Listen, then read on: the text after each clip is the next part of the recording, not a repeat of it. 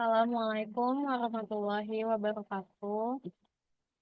Kami dari kelompok 5 eh, ingin mempresentasikan chapter 18 dengan judul Revenue Recognition. Kami beranggotakan 3 orang, yaitu yang pertama saya sendiri, Safa Faras Nabila, dengan NIM 2023 12 11 063. Lalu ada teman saya. Saya Najwa Suhaila dengan NIM 2023 12 11 016. Nama saya Lulita Aulia Rahma dengan NIM 2023 12 11 046.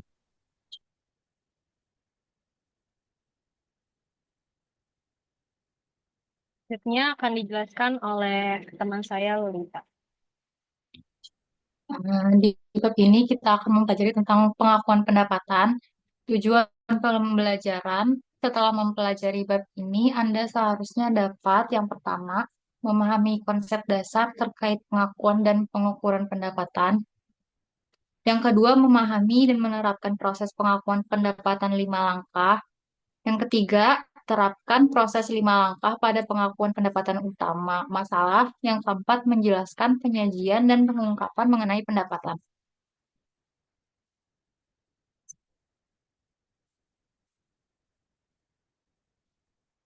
Pengakuan pendapatan atau revenue recognition dalam akuntansi, diagram tersebut dibagi menjadi 4 bagian utama, yaitu yang pertama, dasar-dasar pengakuan pendapatan atau fundamentals of revenue recognition.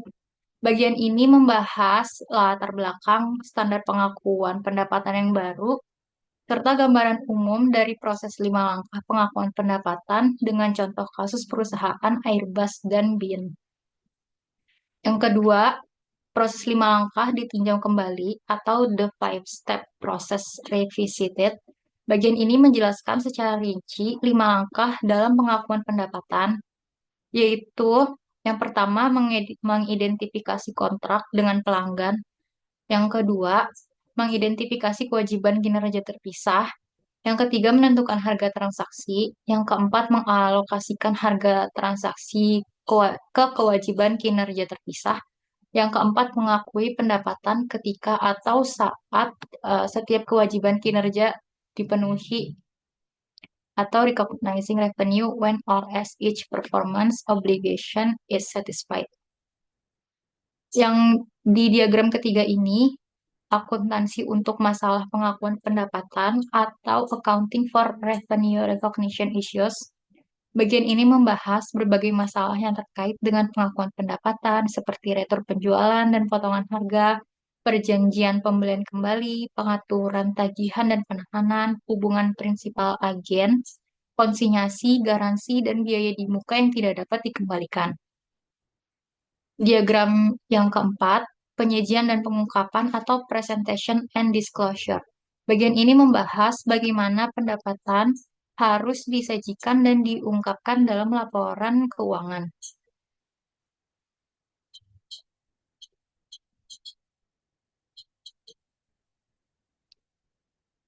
Latar belakang dalam pengakuan pendapatan. Pendapatan memberikan wawasan tentang kinerja perusahaan di masa lalu dan masa depan, dan merupakan pendorong penting dari ukuran kinerja lainnya seperti EBITDA, laba bersih, dan laba per saham. Baik IASB maupun FASB telah mengindikasikan bahwa status pelaporan pendapatan tidak memuaskan.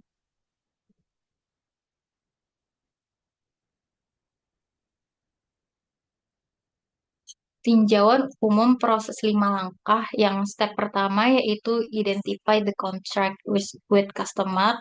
Di step 2 ada identify the separate performance obligations in the contract. Yang ketiga determine the transaction price. Yang keempat allocate the transaction price to the separate performance obligation. Yang terakhir ada recognize revenue where each performance obligation is satisfied.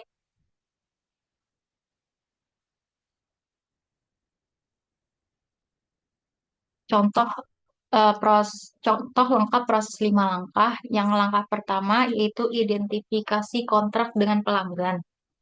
Yang pertama, kontrak tersebut memiliki substansi komersial.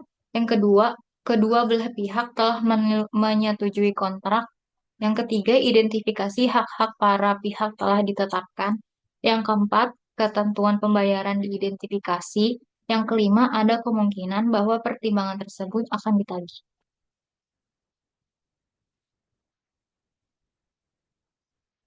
Yang langkah kedua, identifikasi kewajiban kinerja terpisah. Bin memiliki kewajiban kinerja untuk menyediakan secangkir besar kopi untuk Tyler. Bin tidak memiliki kewajiban kinerja lain untuk barang atau layanan lainnya. Langkah ketiga yaitu tentukan harga transaksi. Contohnya, harga kopi adalah $3 dan tidak ada diskon atau penyesuaian lain yang tersedia.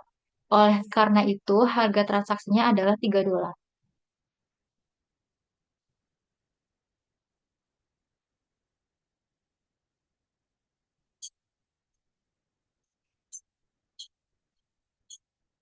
Langkah keempat yaitu alokasikan harga transaksi ke kewajiban kinerja yang terpisah. Karena BIN hanya memiliki satu kewajiban kinerja, maka tidak ada yang diperlukan, tidak ada alokasi yang diperlukan. Langkah terakhir yaitu kenali pendapatan saat setiap kewajiban kinerja terpenuhi.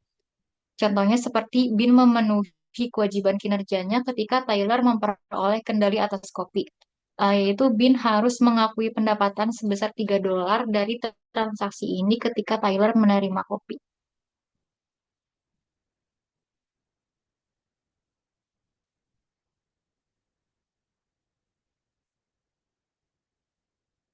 Di sini ada contoh akuntansi pendapatan yaitu penjualan kredit dengan retur dan potongan. Diilustrasikan, asumsikan bahwa pada tanggal 12 Januari 2019, Pendant Entry menjual 100 kamera seharga €1.000 masing-masing secara kredit kepada Amaya SA. Pendant mengizinkan Amaya untuk mengembalikan kamera yang tidak terpakai dalam waktu 45 hari sejak pembelian. Biaya setiap produk adalah €60. Pendant memperkirakan bahwa 3 produk akan dikembalikan. Biaya pemulihan produk tidak akan menjadi material. Produk yang dikembalikan diharapkan dapat dijual kembali dan mendapat keuntungan.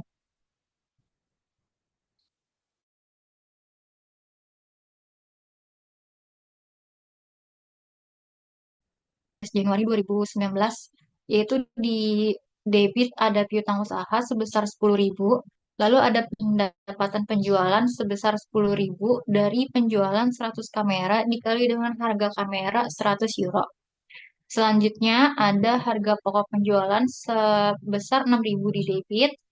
Di kreditnya ada inventaris sebesar 6.000, yaitu yaitu harga pokok penjualan dari harga kamera sebesar €100 dikali dengan 60 untuk biaya setiap produk.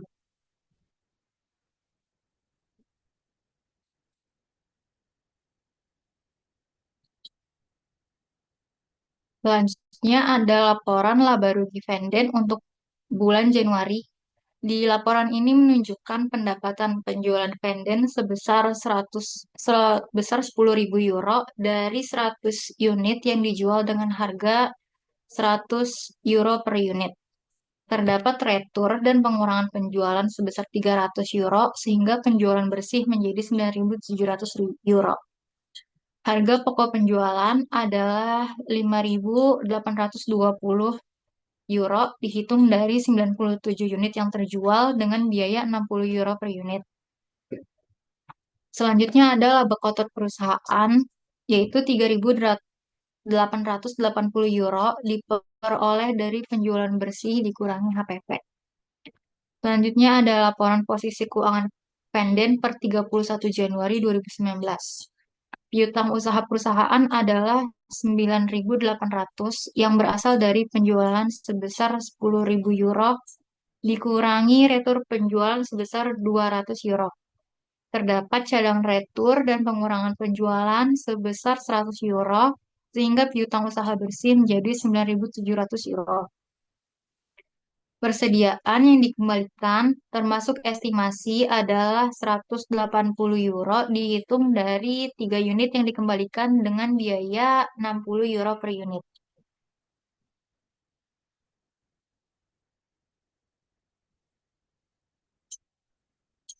Selanjutnya ada asumsi bahwa Venden tidak membayar tunai pada saat pengembalian kedua kamera tersebut kepada Amaya pada tanggal 24 Januari 2019. Entry untuk mencatat pengembalian kedua kamera dan biaya barang penjualan terkait adalah sebagai berikut. Untuk merekam kembalinya kamera pada 24 Januari 2019 yaitu pengembalian dan potongan penjualan sebesar 200 di kredit, sebesar 200 di debit, utang usaha yaitu 2 dikali 100 euro sebesar 200 di kredit. Selanjutnya ada persediaan yang dikembalikan sebesar 120 di debit. Di kreditnya ada biaya barang terjual yaitu 2 dikali 60 euro. 60 euro.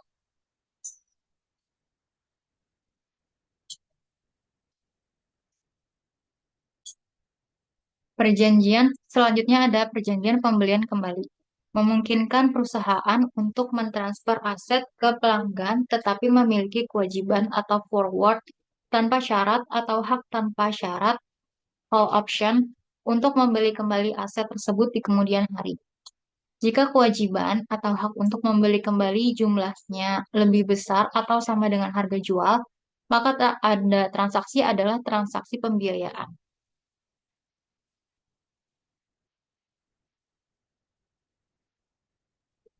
Di sini ada contoh, Morgan Ltd, sebuah dealer peralatan, menjual peralatan pada tanggal 1 Januari 2019 kepada Land Company dengan harga 100.000 euro.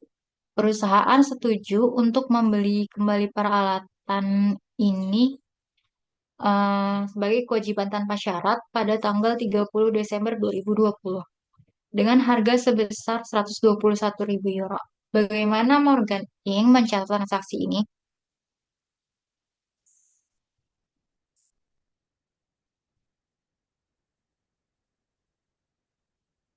Di sini dengan mengasumsikan tingkat bunga sebesar 10%, diperhitungkan dari perjanjian, Morgan membuat jurnal berikut untuk mencatat pembiayaan tersebut pada tanggal 1 Januari 2019, yaitu kas sebesar 100.000 di debit, lalu di kreditnya ada kewajiban kepada Land Company sebesar 100.000.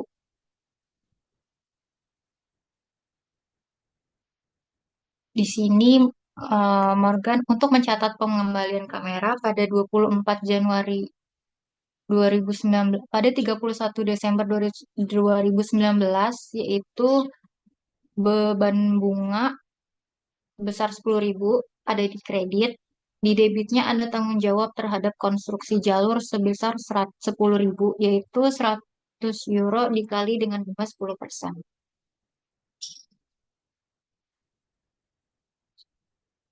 Selanjutnya ada Morgan mencatat bunga dan pelunasan kewajibannya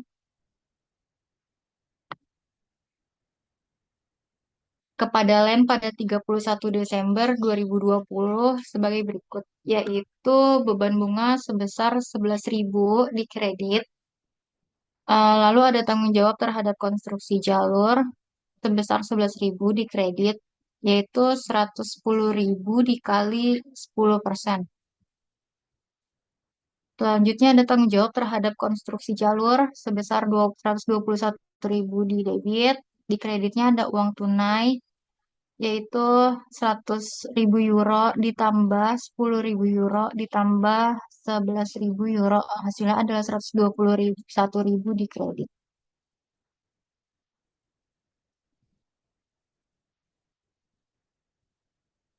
Pengaturan penagihan dan penahanan. Pengaturan tagihan dan kepemilikan adalah kontrak di mana entitas menagih pelanggan. Pelanggan untuk suatu produk tetapi entitas tetap memiliki kepemilikan fisik atas produk tersebut sampai produk tersebut diserahkan kepada pelanggan pada suatu waktu di masa depan.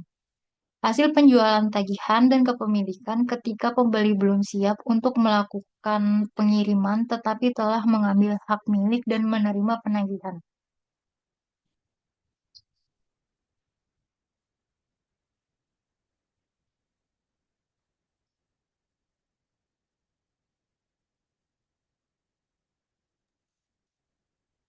Selanjutnya, di sini ada contoh soal dari pengaturan penagihan dan penahanan. Butter AS menjual sebesar 450 euro, harga pokoknya sebesar 280.000 euro, perapian pada tanggal 1 Maret 2019 ke kedai kopi lokal Baristo yang berencana untuk memperluas lokasinya di seluruh kota. Berdasarkan perjanjian tersebut, Barista meminta Butler untuk menyimpan perapian ini di gudangnya hingga kedai kopi baru yang akan menampung perapian tersebut siap. Hak kepemilikan berpindah ke Baristo pada saat perjanjian ditandatangani. Pertanyaannya, kapan Butler harus mengakui pendapatan dari pengaturan tagihan dan tahanan ini? Agar Baristo dapat memperoleh kendali atas suatu produk dalam pengaturan tagihan dan tahanan, semua kriteria berikut harus dipenuhi dengan satu. Alasan untuk pengaturan tagihan dan tahanan harus substantif. Kedua, produk tersebut harus diidentifikasi secara terpisah sebagai miliknya Barito. Ketiga, produk saat ini harus siap untuk ditransfer secara fisik ke Baristo. Keempat, Butler tidak dapat memiliki kemampuan untuk menggunakan produk atau mengarahkannya ke pelanggan lainnya. Next.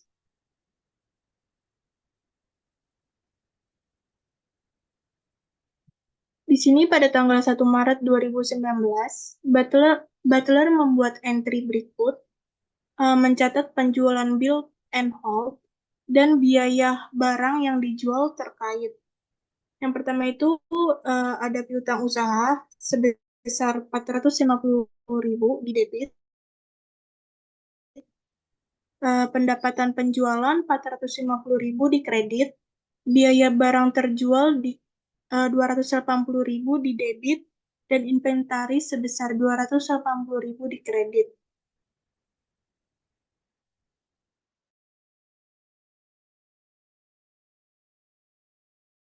Next.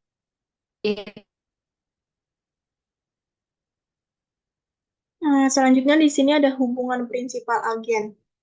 Dalam hubungan prinsipal agen, kewajiban kinerja prinsipal adalah untuk menyediakan barang atau melakukan layanan untuk pelanggan. Kinerja agen, kewajiban agen adalah mengatur agar prinsipal menyediakan barang atau jasa ini kepada pelanggan. Contoh hubungan prinsipal agennya yaitu ada satu perusahaan perjanjian pilihan atau agen memfasilitasi pemesanan kunjungan kapal persiar dengan mencari pelanggan untuk regensi cruise company atau prinsipal. Contoh kedua, Priceline atau AS atau agen memfasilitasi penjualan berbagai layanan seperti penyewaan mobil untuk Hort atau AS prinsipal. Hubungan prinsipal agen ini merujuk pada hubungan antara dua pihak, yaitu prinsipal atau pemilik atau pihak yang memiliki kewenangan dan agen atau pihak yang diberi tugas untuk bertindak atas nama prinsipal. Dalam konteks ini, agen bertugas untuk mengelola atau melakukan transaksi atas nama prinsipal, dan hubungan ini seringkali melibatkan perbedaan antara informasi keduanya. Prinsipal mengandalkan agen untuk bertindak dalam kepentingan terbaiknya. Namun, agen mungkin memiliki insentif pribadi yang berbeda yang dapat menyebabkan konflik kepentingan atau agensi problem. Next.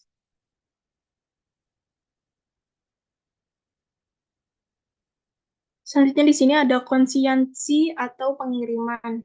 Konsiansi adalah suatu perjanjian di mana pemilik barang atau pengamanat atau konsignor mengirimkan barang kepada pihak lain atau penerima barang untuk dijual. Tetapi kepemilikan barang tetap berada pada pengamanat hingga barang tersebut dijual. Karakteristik konsinyasi ini yaitu ada kepemilikan barang tetap pada pengamatan sampai barang terjual, penerima barang tidak membeli barang tetapi hanya bertindak sebagai agen penjual. Ketiga, pendapatan hanya dicatat setelah barang terjual, bukan saat dikirim ke penerima. Ketiga, penerima mendapat komisi atas penjualan barang. Next.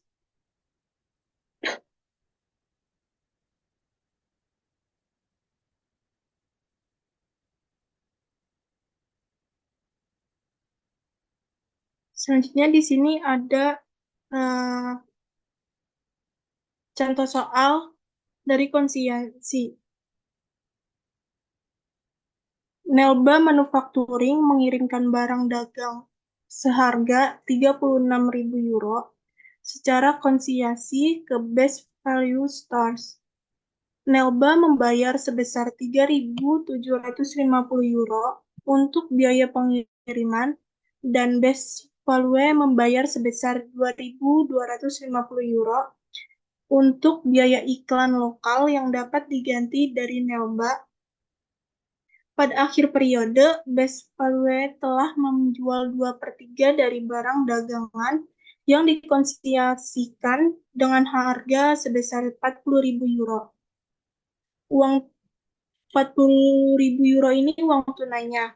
Best Value memberitahu Nelba tentang penjualan tersebut, mempertahankan komisi sebesar 10%, dan mengirimkan uang tunai yang harus dibayarkan kepada Nelba. Pertanyaannya, apa saja ayat jurnal yang dibuat oleh pengirim barang atau Nelba dan penerima barang atau Best Value untuk mencatat transaksi? Next.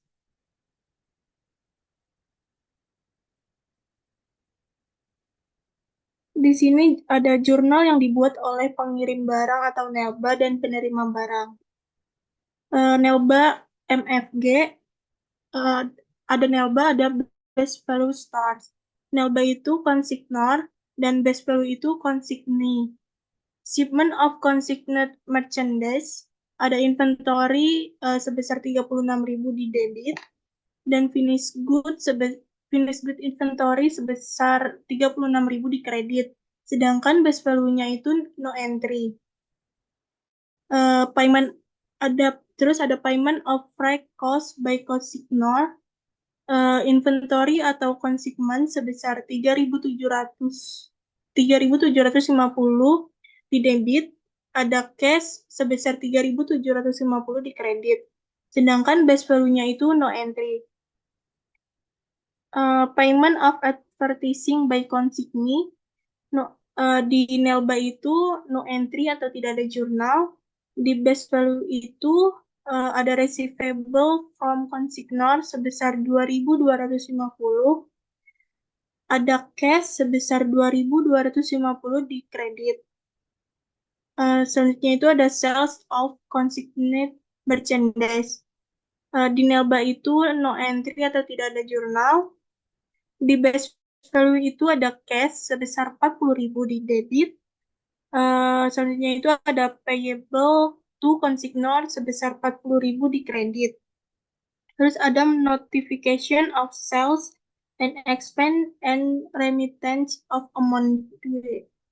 Di Nelba itu jurnalnya cash sebesar 33.750 di debit, advertising expense sebesar 2.250 di debit, commission expense sebesar 4.000 di debit, terus ada revenue from consignment sales sebesar 40.000 di kredit. Di best value-nya itu jurnalnya payable to to consignor sebesar 40.000, receivable from consignor sebesar 2.250 di kredit, commission revenue sebesar 4.000 di kredit, terakhir itu ada cash sebesar 33.750 di kredit. Selanjutnya itu ada adjustment of inventory on consignment for cost of sales.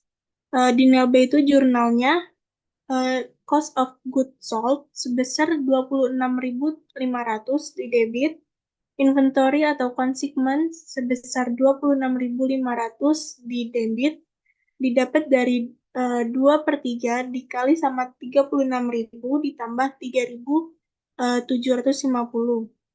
Sedangkan di base value-nya itu jurnalnya itu no entry atau tidak ada jurnal. Next.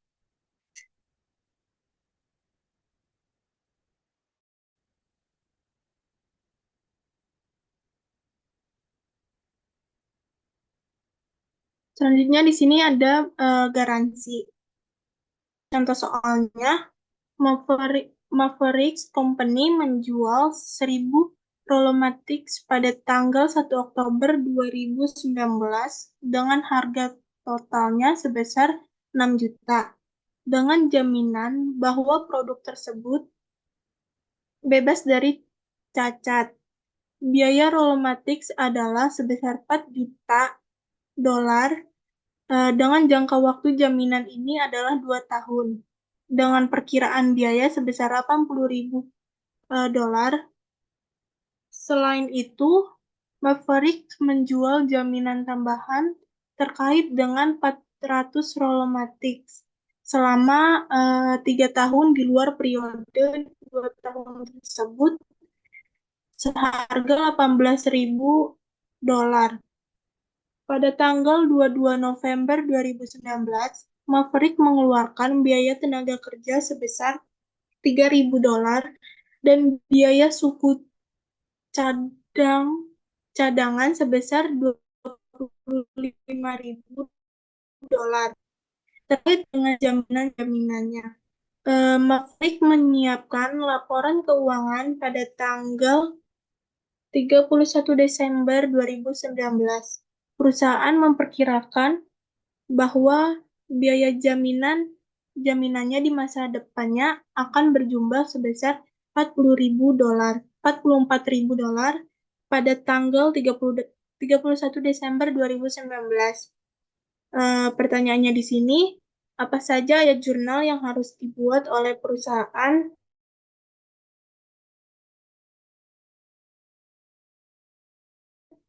Maverick pada jaminan yang diperpanjang? Sebelumnya deh.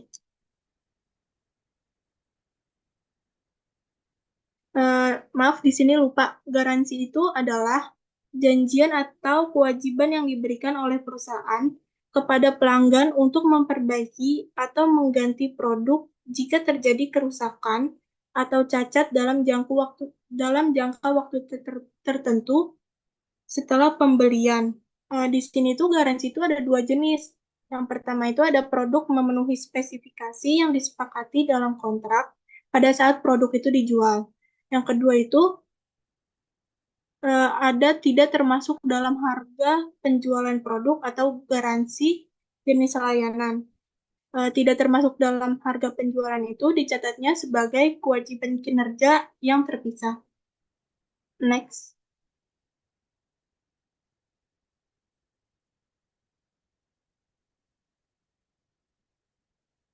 Di sini pada tanggal 1 Oktober 2019, untuk mencatat penjualan Rolomatics dan perpanjangan garansi terkait ada tunai sebesar 6.018.000 didapat dari 6 juta ditambah 18.000 itu di debit. Terus pendapatan penjualan sebesar 6 juta di kredit. Terus pendapatan garansi yang belum diperoleh sebesar 18.000 di kredit. Terus selanjutnya itu ada untuk mencatat harga pokok penjualan dan mengurangi persediaan Rolomatics. Di sini ada biaya barang terjual sebesar 4 juta di debit, dan inventaris sebesar 4 juta di kredit. Next.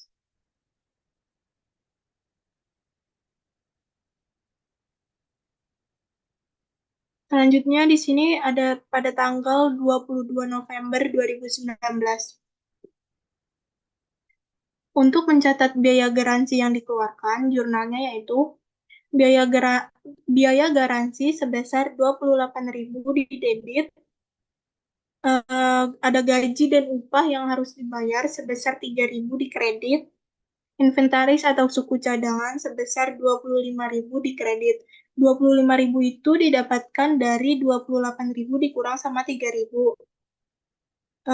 Selanjutnya itu pada tanggal 31 Desember 2019, untuk mencatat entry penyesuaian yang terkait dengan jaminan kepastian pada akhir tahun. Jurnalnya itu biaya garansi sebesar 44.000, terus ada tanggung jawab garansi sebesar 44.000. Next.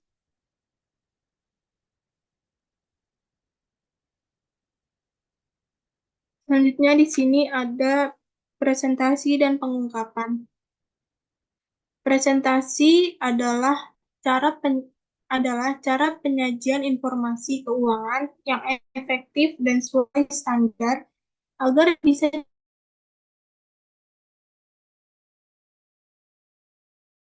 digunakan dengan presentasi ini, yaitu ada satu, menyajikan informasi keuangan yang jelas dan transparan kepada pemangku kepentingan atau investor kreditor manajemen. Kedua, memastikan kepatuhan terhadap standar akuntansi sehingga laporan keuangan dapat dipercaya dan digunakan untuk pengambilan keputusan. Ketiga, mempermudah analisis dan perbandingan laporan keuangan antara periode atau dengan perusahaan lain. Presentasi perusahaan menggunakan pendekatan aset kewajiban untuk mengakui pendapatan. Sebagai contohnya, ketika mitra sereal atau GBR mengirimkan sereal ke Carrefour atau FRA memenuhi kewajiban kinerjanya, maka ia memiliki hak untuk mendapatkan imbalan dari Carrefour dan oleh karena itu memiliki aset kontrak. Sebaliknya, jika Carrefour melakukan kinerja terlebih dahulu dengan membayar di muka untuk sereal ini, mitra sereal memiliki kewajiban kontrak. Perusahaan ini harus menyajikan aset kontrak dan liabilitas kontrak ini pada laporan posisi keuangan mereka. Next.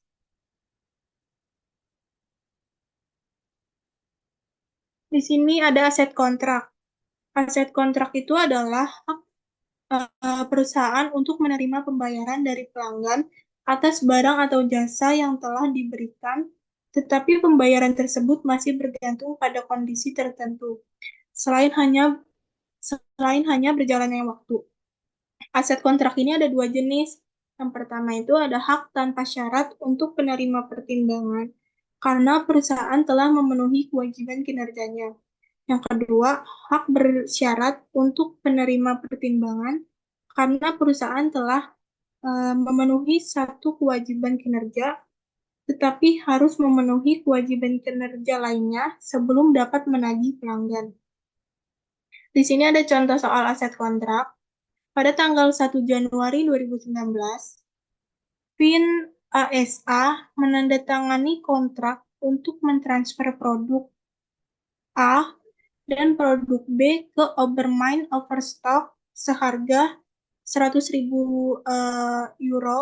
Kontrak tersebut menetapkan bahwa pembayaran produk A tidak akan dilakukan hingga produk B juga dikirimkan.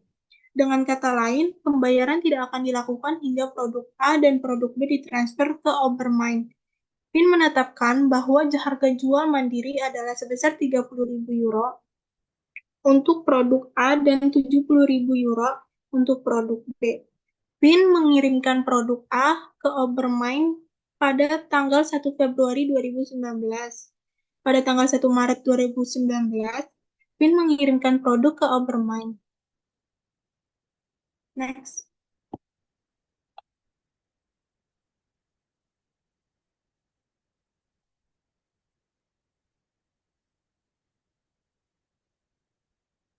Selanjutnya di sini ada jurnal yang harus dibuat Pin Company sehubungan dengan kontrak ini pada tahun 2019. Pada tanggal 1 Februari 2019, Pin mencatat entry berikut, yaitu aset kontrak sebesar 30.000 di debit, ada pendapatan penjualan sebesar 30.000 di kredit. Dan pada tanggal 1 Februari, Pin tidak mencatat piutang karena tidak memiliki hak tanpa syarat untuk menerima serat kecuali jika Vin juga mentransfer produk B ke Obermain. Ketika Vin mentransfer produk B pada tanggal 1 Februari dan 1 Maret 2019, ia membuat entry jurnal sebagai berikut. Ada piutang usaha sebesar 100.000 di debit, aset kontrak sebesar 30.000 di kredit, pendapatan penjualan sebesar 70.000 di kredit. Selisihnya itu ditaruh di pendapatan penjualan. Selanjutnya di sini ada pengakuan pendapatan dari waktu ke waktu. Pengakuan pendapatan dari waktu ke waktu adalah metode pencatatan pendapatan yang dilakukan secara bertahap seiring dengan penyelesaian kewajiban perusahaan terhadap pelanggan. Dalam keadaan tertentu, perusahaan mengakui pendapatan dari waktu ke waktu. Konteks paling penting di mana pendapatan dapat diakui dari waktu ke waktu. Pendapatan dari waktu ke waktu ini adalah kontrak konstruksi dalam jangka panjang. Suatu perusahaan memenuhi kewajiban kinerja dan mengakui pendapatan dari waktu ke waktu jika setidaknya satu hari dari kriteria berikut terpenuhi. Yang pertama, pelanggan secara simultan menerima dan mengkonsumsi manfaat dari kinerja penjual pada saat penjual melakukan kinerjanya. Kedua, kinerja perusahaan menciptakan atau meningkatkan suatu aset, misalnya barang dalam proses yang dikendalikan oleh pelanggan sebagai aset tersebut dibuat atau ditingkatkan. Ketiga, kinerja perusahaan tidak menciptakan suatu aset dengan penggunaan alternatif. Selain elemen penggunaan alternatif ini, setidaknya satu dari kriteria berikut ini dipenuhi. Contoh dari pengakuan pendapatan dari waktu ke waktu itu ada pengembangan pesawat militer dan komersial, terus ada sistem pengiriman senjata, dan perangkat keras eksplorasi ruang angkasa. Kesimpulannya, pengakuan pendapatan dari waktu ke waktu itu memastikan bahwa pendapatan dicatat sesuai dengan tingkat penyelesaian pekerjaan atau layanan yang diberikan, bukan hanya saat pembayaran diterima. Next.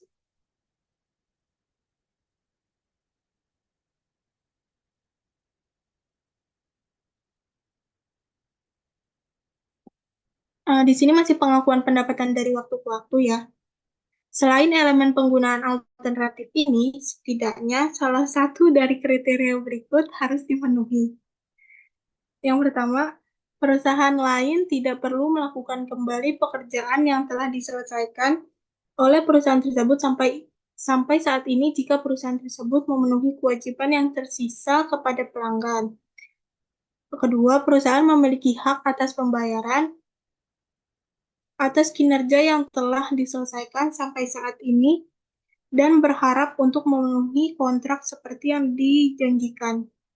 Jika kriteria dari kedua ini tidak dipenuhi, maka perusahaan itu mengakui pendapatan dari waktu ke waktu jika memperkirakan secara wajar kemajuannya menuju pemenuhan kewajiban kinerja.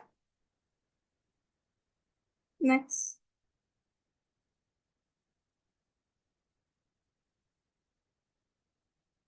Di sini ada metode persentase penyelesaian. Metode persentase penyelesaian adalah teknik pengakuan pendapatan yang digunakan dalam proyek jangka panjang, di mana pendapatan dan laba diakui secara bertahap berdasarkan tingkat penyelesaian pekerjaan. Pendapatan yang diakui berdasarkan basis cost to cost. Di sini ada rumusnya. Yang pertama itu ada ada cost incurred to date dibagi sama most recent estimate of total cost sama dengan persen complete. Rumus yang kedua itu ada persen complete dikali sama estimate total revenue atau gross profit sama dengan revenue atau gross profit to be recognized to date. Terus ada revenue, ada rumus yang ketiga itu revenue atau of gross profit dikurang sama revenue atau gross profit recognized in prior period sama dengan current period revenue atau gross profit.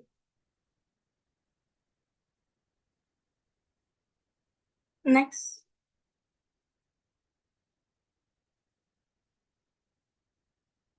Selanjutnya di sini ada aset kewajiban.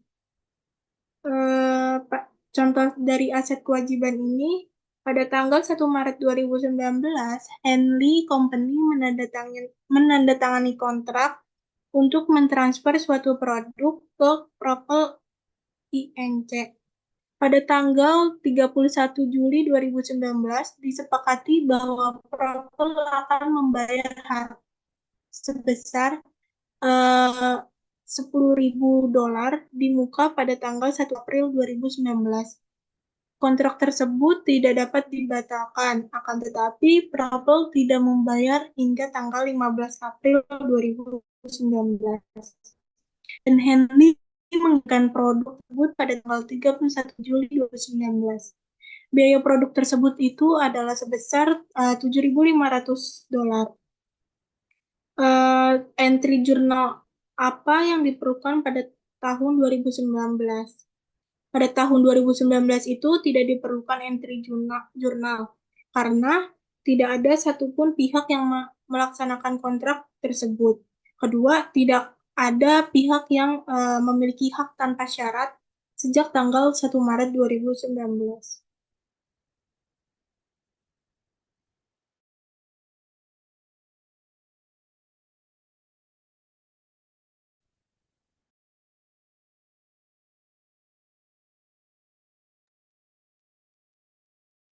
Selanjutnya di sini ada entry journal yang diperlukan pada tahun 2019. Yang pertama, itu tidak diperlukan entry journal pada tanggal 1 Maret 2019. Nah, yang kedua itu saat menerima uang tunai atau cash pada tanggal 15 April 2019. Nah, Henley mencatat entry jurnalnya itu cash pada debit sebesar 10.000 dan pendapatan penjualan yang belum diterima sebesar 10.000 di kredit. Untuk yang ketiga itu pada saat pemenuhan kewajiban kinerja pada tanggal 31 Juli 2019. Nah, Henley mencatat entry jurnalnya yaitu pendapatan penjualan yang belum diterima sebesar 10.000 di debit dan pendapatan penjualan 10.000 di kredit. Nah, selain itu, Henley juga mencatat harga pokok penjualan di mana HPP di debit sebesar 7.500 dan inventaris di kredit sebesar 7.500. Selanjutnya di sini ada kontrak modifikasi, itu bagian kewajiban kinerja terpisah. Nah, akun sebagai kontrak baru jika kedua kondisi tersebut terpenuhi. Kondisi berikut terpenuhi, yaitu yang pertama, barang atau jasa yang dijanjikan berbeda. Contohnya itu perusahaan menjualnya secara terpisah dan tidak saling bergantung dengan barang dan jasa lainnya. Dan yang kedua itu perusahaan memiliki hak untuk menerima sejumlah pertimbangan yang mencerminkan penjualan mandiri, harga barang atau jasa yang dijanjikan.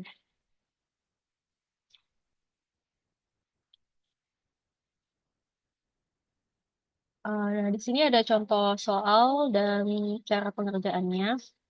Itu ada contoh dari Karndal CO, itu memiliki kontrak untuk menjual 100 produk kepada seorang pelanggan dengan harga 10.000, yaitu 100 dolar per produk pada berbagai titik waktu selama periode 6 bulan.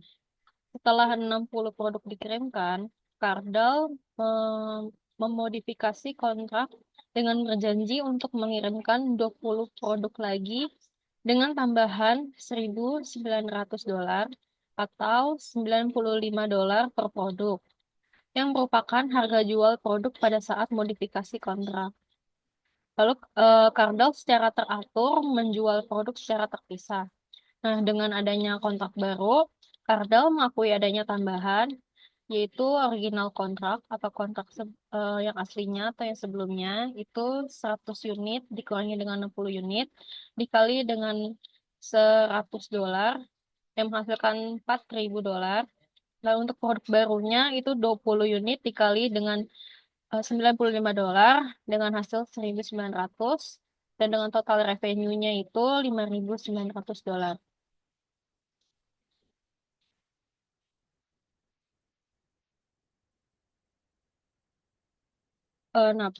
Selanjutnya ada kontrak modifikasi prospektif. Nah, perusahaan itu harus memperhitungkan efek perubahan pada periode perubahan mendatang jika perubahan memengaruhi keduanya. Lalu yaitu tidak mengubah hasil yang telah dilaporkan sebelumnya. Nah, untuk kontrak modifikasi ini itu memiliki contohnya itu seperti perusahaan sedang mengerjakan proyek selama 3 tahun, dan di tahun kedua pelanggan tuh minta tambahan fitur dengan harga yang disepakati ulang. Nah, pendapatan untuk tambahan fitur tersebut hanya akan diakui mulai dari tahun kedua dan tidak mempengaruhi pendapatan yang sudah diakui di tahun pertamanya. Nah,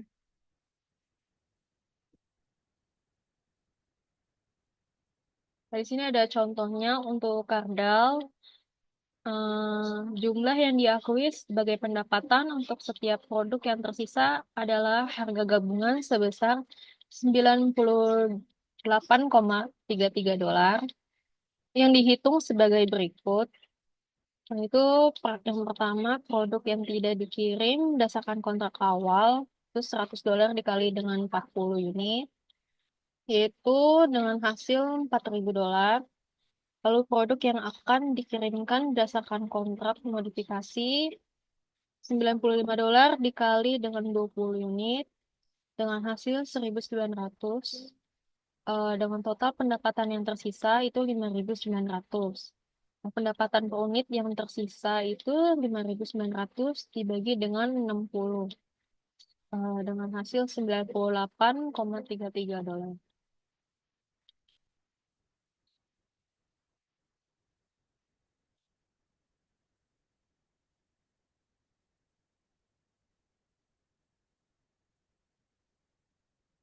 Selanjutnya ada disclosure, yaitu perusahaan mengungkapkan informasi kualitatif dan kuantitatif tentang hal-hal berikut.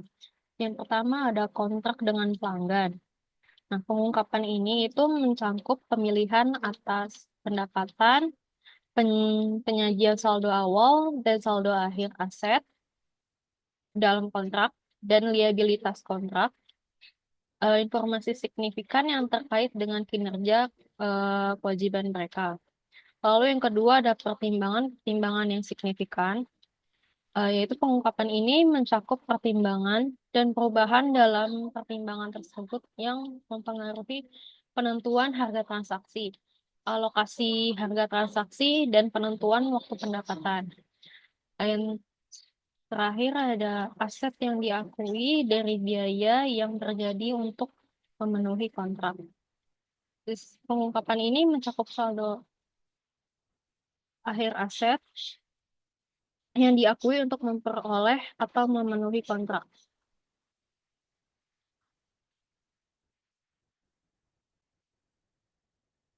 Hmm.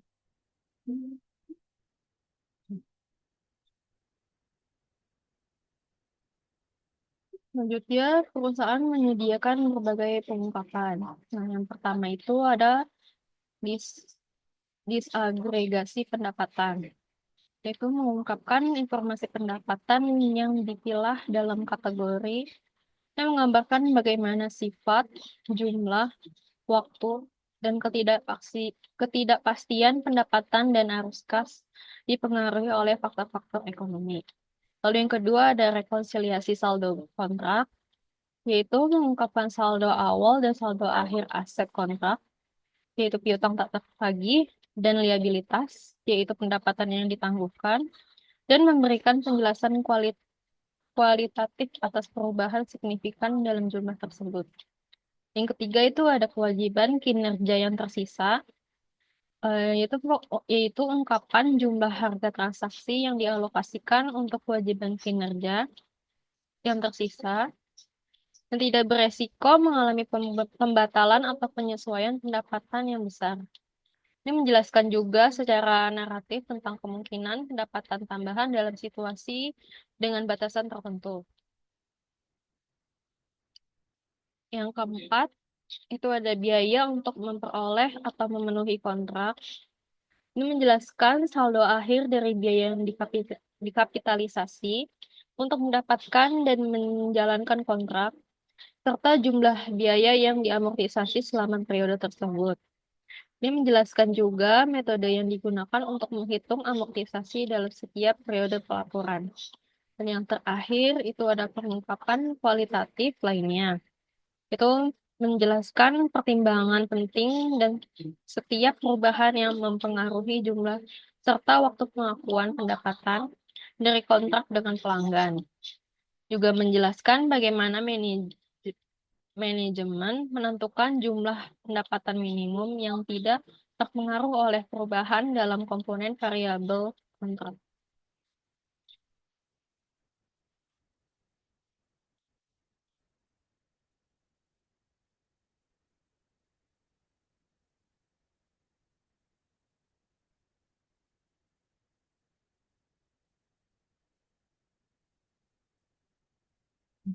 Selanjutnya ada pengakuan pendapatan dari waktu ke waktu. Nah, untuk sebagian besar perusahaan mengakui pendapatan pada saat penjualan, karena pada saat itulah kewajiban kinerja terpenuhi. Namun, seperti yang ditunjukkan dalam bab ini, dalam keadaan tertentu, perusahaan mengakui pendapatan dari waktu ke waktu. Konteks yang paling menonjol ini di mana pendapatan diakui dari waktu ke waktu adalah akuntansi kontrak konstruksi jangka panjang. Nah, kontrak jangka panjang seringkali mengatur bahwa penjual atau pembangun dapat menagih pembeli secara berkala saat mencapai berbagai titik dalam proyek. Contohnya itu seperti kontrak jangka panjang, konstruksi, pengembangan pesawat militer, serta pengiriman senjata.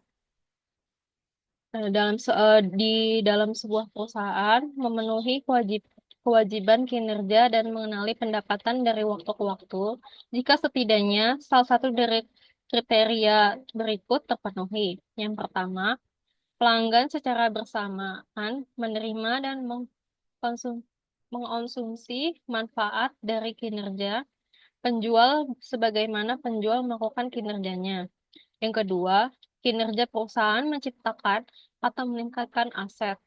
Misalnya, pekerjaan dalam proses yang dikendalikan oleh pelanggan saat aset tersebut diciptakan atau ditingkatkan. Yang ketiga, itu kinerja perusahaan tidak menciptakan aset dengan penggunaan alternatif.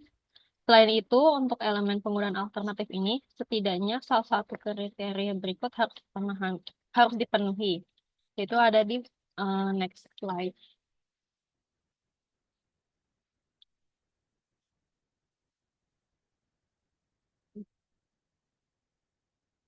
Nah, ini adalah syarat alternatif. Yang pertama itu, perusahaan lain tidak perlu melakukan kembali pekerjaan yang telah diselesaikan.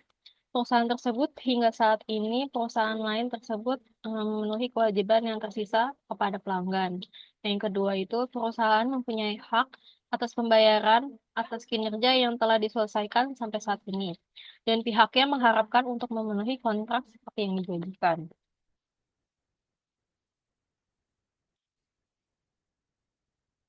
Nah, jika kriteria 1, 2, ataupun 3 terpenuhi, maka perusahaan mengakui pendapatan dari waktu ke waktu jika dapat memperkirakan secara wajar kemajuannya menuju pemenuhan kewajiban kerja. Nah, yang pertama itu perusahaan mengakui pendapatan dan laba kotor setiap periode berdasarkan kemajuan konstruksi yang disebut sebagai percentage of completion method. Yang kedua, jika kriteria tidak terpenuhi, perusahaan mengakui pendapatan dan laba kotor ketika kontrak selesai, disebut sebagai cost recovery zero profit method.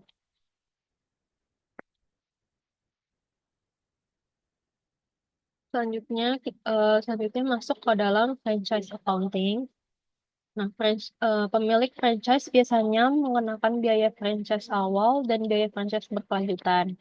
Biaya franchise awal dibayarkan untuk membangun hubungan franchise yang mencakup layanan awal. Sementara itu, untuk biaya franchise berkelanjutan dibayarkan sebagai imbalan atas hak-hak yang terus diberikan oleh perjanjian franchise. Serta untuk layanan tambahan seperti pelatihan manajemen, periklanan, promosi, bantuan hukum, dan dukungan lainnya.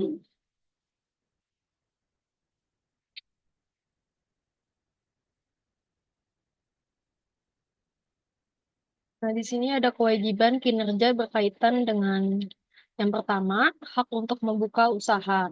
Nah, franchise diberikan izin untuk membuka dan mengoperasikan bisnis dengan menggunakan model bisnis yang telah ditentukan oleh franchisor.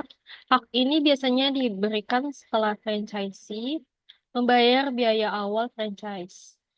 Yang kedua, ada penggunaan nama dagang atau hak kekayaan intelektual lainnya milik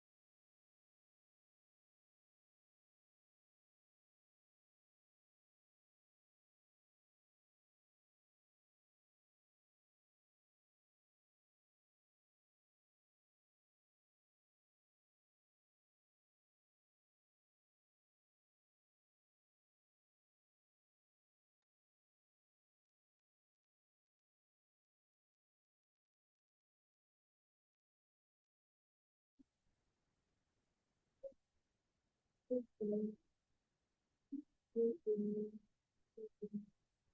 sebelum. Wah,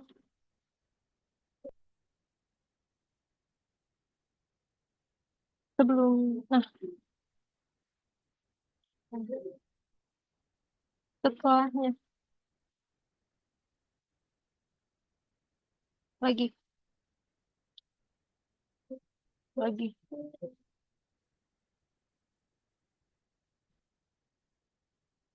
Satu kali lagi. Nah, oke. Oke. Ini akan saya ulang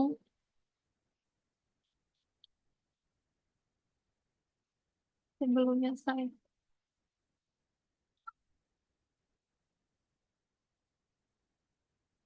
Sebelumnya,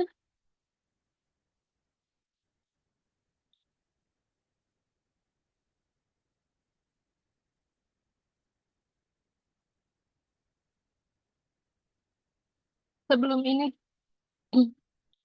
Nah, ya ini yang tiga. Oke. Oke. Akan saya ulang. Mohon maaf untuk kendalanya, Pak. Eh, Kewajiban kinerja berkaitan dengan yang pertama itu ada hak untuk membuka usaha. Eh, yang kedua itu penggunaan nama dagang atau hak kekayaan intelektual lainnya milik pemberi waralaba atau franchise. Yang ketiga itu ada layanan berkelanjutan seperti bantuan pemasaran, pelatihan, dan dalam beberapa kasus menyediakan inventaris dan manajemen inventaris. Selanjutnya,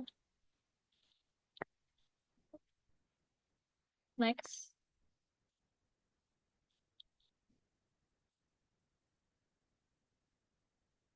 Tom's Pizza menandatangani perjanjian waralaba pada tanggal 1 November 2019 yang memberikan Food Fight Club hak untuk beroperasi sebagai pemegang waralaba atau franchise Tom's Pizza selama 5 tahun.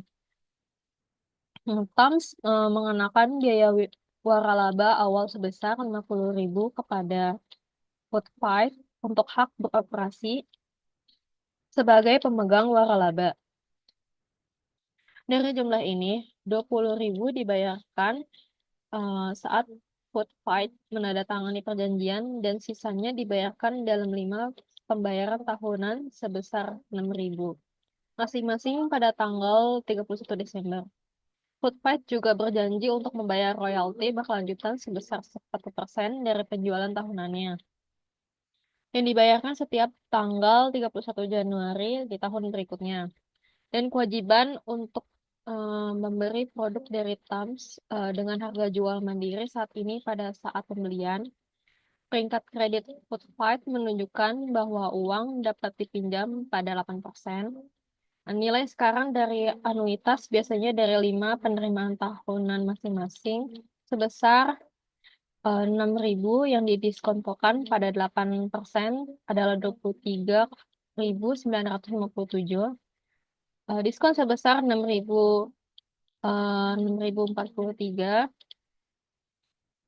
menunjukkan pendapatan bunga yang akan diperoleh TAM selama periode pembayaran.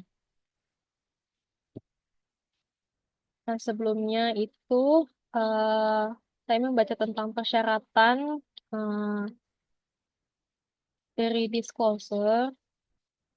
Itu yang balik lagi ke sebelumnya, itu ada disagregasi pendapatan, kedua itu ada rekonsiliasi saldo kontrak, ketiga ada kewajiban kinerja yang tersisa, yang keempat ada biaya untuk memperoleh atau memenuhi kontrak, yang kelima ada pengungkapkan kualitatif lainnya. Oke, lanjut.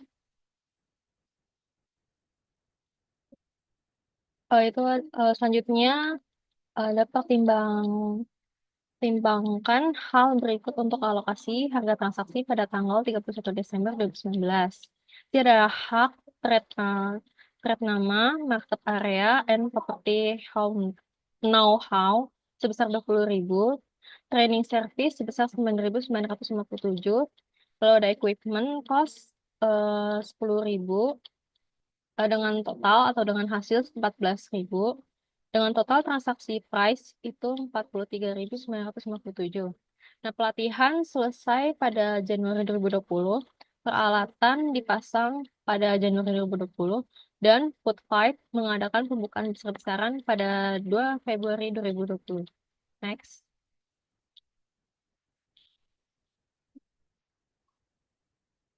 Pada, pada 31 Desember 2019, Trump menandatangani perjanjian dan menerima pembayaran di muka dengan catatan atau jurnal entry-nya itu cash sebesar 20.000 di debit dan notes receivable sebesar 23.957 di debit. Lalu di kreditnya ada unearned franchise revenue sebesar 20.000, unearned service revenue training sebesar 9.957 dan unearned sales revenue equipment sebesar 14.000 di kredit. Dan selanjutnya pada 2 Februari 2020, franchise ini dibuka. Nah, itu memenuhi kewajiban kinerja yang terkait dengan hak waralaba, latihan dan peralatan an- dengan catatan unearned franchise revenue sebesar 20.000 di debit, franchise revenue sebesar 20.000 di kredit, unearned service revenue training sebesar 9.957 di debit, service revenue training itu 9.957 di kredit, debit kredit. Selanjutnya ada unearned sales revenue equipment sebesar 14.000 di debit, sales revenue sebesar 14.000 di kredit. Lalu ada COGS sebesar 10.000 dan inventory sebesar 10.000.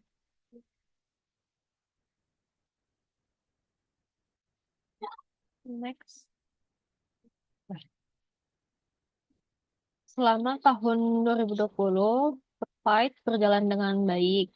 Dia mencatat penjualan sebesar 525.000 pada tahun pertama operasinya. Entry untuk TAMS yang terkait dengan tahun pertama operasi sampai tanggal 31 Desember 2020, waralaba tersebut adalah sebagai berikut.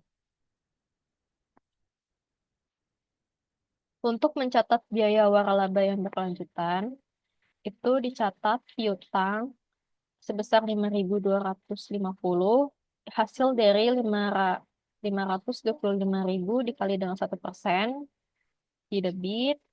Dengan di kreditnya itu ada pendapatan waralaba sebesar 5.250 itu di kredit. Lalu untuk mencatat pembayaran yang diterima dan pendapatan bunga pada nota tersebut, itu dicatat cash atau uang tunai sebesar 6.000 di debit. Lalu catatan piutang itu sebesar 6.000 di kredit. Lalu mencatat juga catatan piutang sebesar 1.917 dengan itu yang berasal dari 23.957 dikali dengan 8% dan mencatat pendapatan bunga sebesar 1.917 di kredit. Next.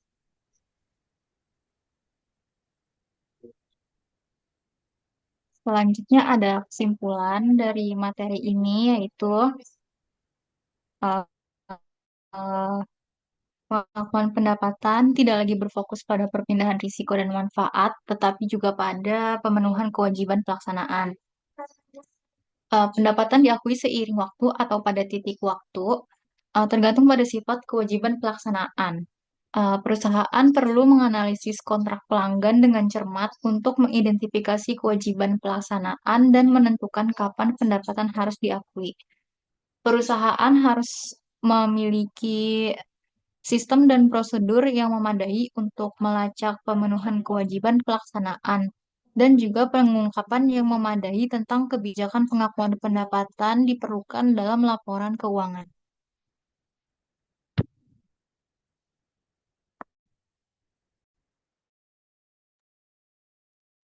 Sekian dari kelompok kami, kurang lebihnya mohon maaf.